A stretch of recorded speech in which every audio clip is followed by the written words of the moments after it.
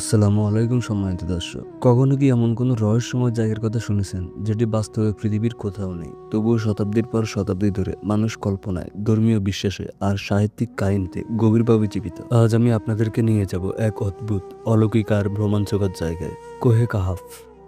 এটি কোনো সাধারণ পাহাড় নয়, বলা হয়ে থাকে এই পাহাড়ের গভীরতায় লুকিয়ে আছে জিন জাতির বসবাস।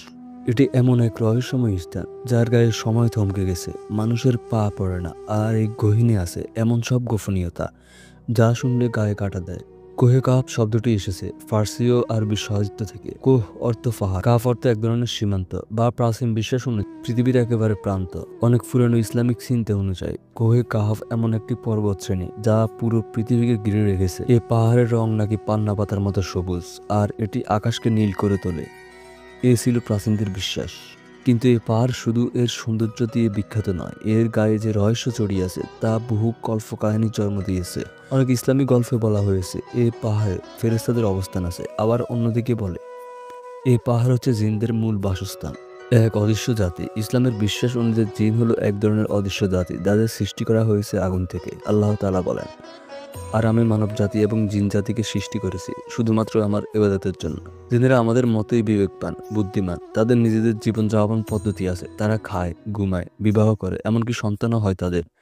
কিন্তু সবচেয়ে রহস্যময় দিক হলো তাদের জগৎ আমাদের দৃষ্টি সীমানার বাইরে। কিছু জিন মুসলমান, তারা নামাজ পড়ে, কোরআন পড়ে, আবার কিছু জিন কাফির, শয়তানের সঙ্গী তারা। আর এইসব বিপদগামী জিনরা কুফে কাহাফে বসবাস করে বিশ্বাস করা হয়। প্রাচীন ইসলামের সাহিত্য বহুবার উল্লেখ করা হয়েছে যে কোহে কাহাফ হলো এমন এক সীমান্ত যার পরে আরেক জগৎ আছে, এক রহস্যময় অদৃশ্য পৃথিবী। অনেক সুফি সাধক এবং কাশপ্রাপ্ত আলেমদের মতে এই পাহাড়ে এমন সব জিনিস আছে যা মানুষ চাইলে অনুধাবন করতে পারবে না। কিছু কিংবদন্তি বলে এখানে রয়েছে জিনদের রাজত্ব, যেখানে রাজা রানী, সেনাবাহিনী, বাজার, মসজিদ সবই আছে।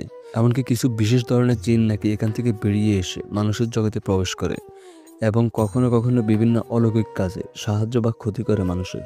এক হাদিসে এসেছে নবী করিম সাল্লাল্লাহু আলাইহি সাল্লামের কাছ থেকে জিনদের একটি দল কোরআন শোনার পর তারা মুসলমান হয়ে গিয়েছে। তারা যে জায়গা থেকে এসেছিল, অনেক ইসলামী গবেষক মনে করেন এটি ছিল কোহে কাহাফ অঞ্চলের। সুফি ও দার্শনিক সাহিত্যে কোহে কাহাফের উল্লেখ অনেক বেশি পাওয়া যায়।